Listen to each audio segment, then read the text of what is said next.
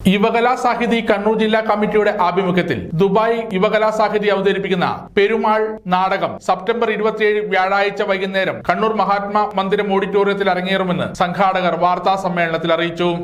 നാടക അവതരണത്തിലേക്ക് കൂടി യുവകലാസാഹിതിയുടെ കണ്ണൂർ ജില്ലാ കമ്മിറ്റി കടക്കുകയാണ്.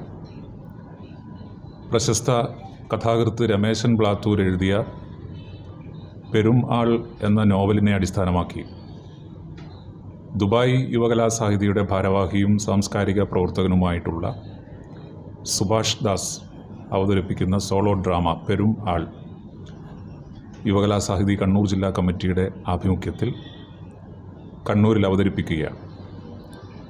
ഈ മാസം 26-ാം തീയതി വ്യാഴാഴ്ച വൈകുന്നേരം 4:30 ആണ് ഈ നാടകാവതരണവുമായി ബന്ധപ്പെട്ട പരിപാടി കണ്ണൂർ മഹാത്മാ മന്ദിരം ഓഡിറ്റോറിയത്തിൽ തുടങ്ങുക.